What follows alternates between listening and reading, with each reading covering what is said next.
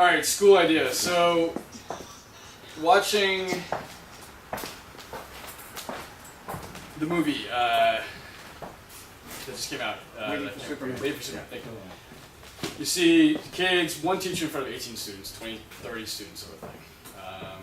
Now, they focus on unions as being a big problem, but I think the biggest problem is that you have a situation where you've got one teacher in front of the classroom trying to manage the classroom as well as teach. The organization, well, my company as well as the organization we work around is, the big thing is pair programming. I don't know if you guys are familiar with that, but two people programming on one screen, and one of the big benefits is you get one person's actively trying to program while the other person can watch and sort of digest and sort of like look at mistakes and make comments and stuff like that. So immediately it points out a big benefit of having two people involved in the same situation. Now you can't really afford to put two teachers to all situations. So the idea I came up with was to turn all of the students into teachers. So I call it TILT, and it stands for Teaching is Learning Too. And the basic idea is that you have students that a portion of the curriculum, you take 3 fifth graders and you teach 9 fourth graders, for example. It becomes 25–30% of the curriculum. It happens all the time, so it's not like one class where you can kind of skip out on it. It's a big part of the curriculum. By teaching, they learn as well as teach. And by teaching, they're teaching kids who are a little bit younger than them, so they're going to look up to them, they're going to respect them quite a bit probably, because they're sort of peers of them, but close peers, not just a teacher that maybe doesn't demand quite the same respect. I mean, that's the core concept. You've got a lot of benefits. I mean, I think the biggest benefit is the fact that you can learn so much more by teaching than simply by being taught to. You have to understand and be able to digest, to sort of regurgitate information, be able to teach somebody else information. But I think you take 3 people and you apply them to a smaller set, like 9 younger students, and all of a sudden you've got this ability to manage the classroom, to teach, to learn from each other, both from the younger kids and the older kids. And all of a sudden you solve a problem where you don't have to hire and train excellent teachers. You just need to make sure that teachers are capable of providing the assistance to these student teachers rather than to the teachers themselves. So that's the basic idea. It's pretty raw, so let me know what you guys think. Basically. Are they all in the same room? So you have groups of 9 students learning from 3 students, and over here 9 students learning from 3 students. I'm just wondering about the supervision of those 3 students. Yeah, well, I mean, I think it comes down to finding the teachers and the right sort of like dynamic to have a few teachers on hand to help out. Maybe it's all in the same classroom, maybe it's in a larger area. I mean, you could imagine a gym or something. So I'm assuming that you don't have 3 students teaching 9 students off somewhere by themselves. No, I wouldn't do that in I particular. I'd want to have at least a teacher or 2, maybe 3, because all of a sudden you combine a bunch of students together.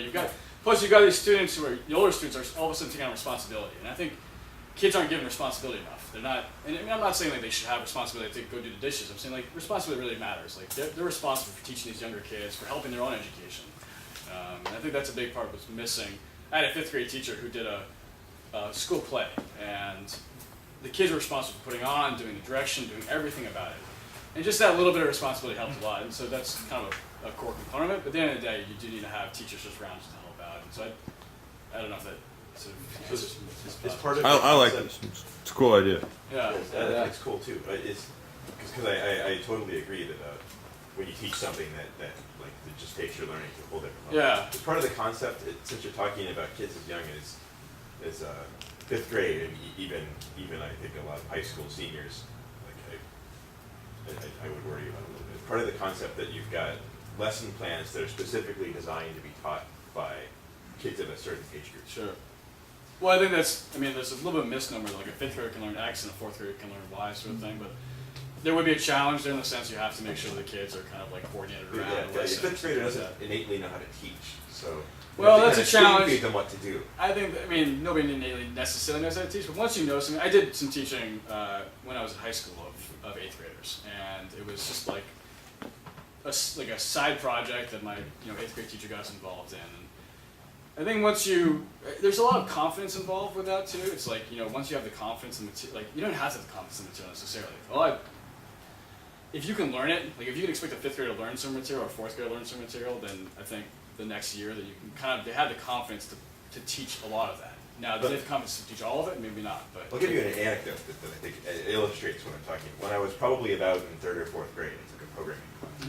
And there was another kid in the class who was a little older and asked him for some help, and he just looked at my code and he fixed it so it was broken. Sure. And he didn't teach me anything. And I got really upset, and I went home in tears. And so, you sort of talk, this is why I start from a younger age, because I think what you want to do is start from an age where you learn more about teaching as you go up the grades, Okay, basically. And sure. as it gets more complicated to teach these materials, you can become a better teacher as well, sort of thing. Okay. So I wouldn't start in high school, probably just because like they'd be a little more rebellious to the idea in general. I'd probably want to start younger when there's a little more eagerness and a little more sort of like achievement by being the person who is teaching, sort of thing. You're all of a sudden you're like proud, you're the proud teacher. I would see that happening more along elementary school ages, maybe middle school ages, than high school ages, sort of thing. But I think as you got better at that, that's why it has to be like a complete part of the curriculum. It couldn't be like 1 year you do X, and that's the only time it happens. You have to learn as you go, basically. What do the student teachers get out of it other than sort of the recognition part? I mean, you wouldn't pay them, right? I personally think that kids love responsibility at that age. You're constantly in a situation where there's somebody who's older who's talking, like teaching you, or Right. parents or whatever, and being responsible for something, especially at a younger age, and as you progress, as you become more trained, as it becomes part of like the system, basically, it's not even a question. It's not Right. a matter of like do you or do you not. You could grade them on it potentially. I mean, you could grade them on, just like teachers could get, grade on their kids' scores on tests or something like that. I'm sure they'd like to know how well they're teaching and stuff like Sure. this. Especially as it became more part of the integrated system. But Well, that's what I was going to say. That's an interesting idea. It's like, is the part of the kid's grade for passing whatever he's doing now, how well the people he taught Yeah. did? I mean, I would think about it. I think it's always a challenge there to, different skill sets and different skill levels. Yeah. You don't want to be too penalized for somebody who's just, not a good student necessarily. But Have you talked to teachers who are already doing things like this to see how I've been trying to find teachers who are doing something like this. I haven't found any necessarily. I know that some of the Montessori schools do have some involvement between grades, and my 5th grade teacher who did the play I'm in contact with, and he's like the best teacher I ever had, and he did teach a 4th grade, 5th grade class, which I think there was some elements of it involved, but it wasn't like really a core part of the curriculum, and it certainly was just like, it was just it was like a school project. It wasn't part of like the overall like philosophy of the school sort of thing. So I think there's a lot of big differences between doing it as a, this year we're gonna go and help out the 4th graders versus like this being something that gradually gets more and more advanced as you go up, in the years, basically. That's true, but ideally you would want it to be something that's successful on a small scale too. I agree. And You not want to be able require, to like- experiment without throwing people into the situation. But at the very least, I do think that like you can always teach the kids in the same way. And there's a lot of room for negotiation as far as time-wise in elementary schools. Like there's a lot of stuff. Like we just put on a school play, and that wasn't part of the curriculum, but he managed to make it happen.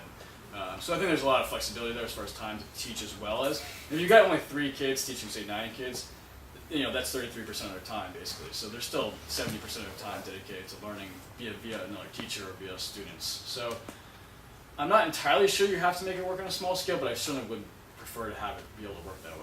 Or I guess another way to put it is, are you willing to risk the consequence of starting a whole school to test this out and a whole year invested in these children's future? I without would, just knowing because how I it think the works? skills you learn in doing this stuff are pretty valuable regardless. So I mean the communication skills, the collaboration skills, the creativity required to teach and stuff like that are skills that are far more applicable than most of the skills you might learn. Not to say geography and all that stuff isn't applicable, but like real world stuff that's a little more applicable. So I wouldn't have too many concerns about that, but I certainly would love to have it work on a small scale too. Well, this actually goes to a cool idea of like sort of learning within a context as opposed to learning in the abstract, which is Yeah. how most of school is done. And I won't tell the story, but there was a great example I read about, actually in a blog post probably about a year ago, about these kids who were in high school that were more or less like failing out. They were like in trouble, one of them was into drugs, all this kind of stuff, and they were basically like all but given up on by the system. And this one guy like just kind of looked at him, he's like, I feel like they're smart, they're just not really getting a chance to do anything. And he's like, he challenged them to do something, and when they actually started, like he just gave them this thing to do. These guys ended up building a viable electric car, which for guys that were getting straight F's and D's in school, which was fairly remarkable. They were borderline like going to juvie. And one of them got into Harvard, another one's going to MIT, and it was just like this dramatic turnaround, only because like this one guy stood up and said, "Hey, I feel like these guys are smart, but we just haven't even asked them to do anything cool that they care about." And that whole issue of like in a context that was interesting to them is an interesting idea that I think you're sort of touching on here. Yeah, I mean that's kind of one of the founding principles of it, like something that they can really take ownership of, sort of thing. So sounds like time might be up. So like if you guys are interested in it, like I actually started like I don't know if you guys have a group, so gru.ps/tilt is like, I'm the only one on it right now. But You might have to email us that because I don't know if we can write that down. But if you want to email us, we'll put that up. Sounds Yeah. good. Thank you. Awesome. Appreciate it.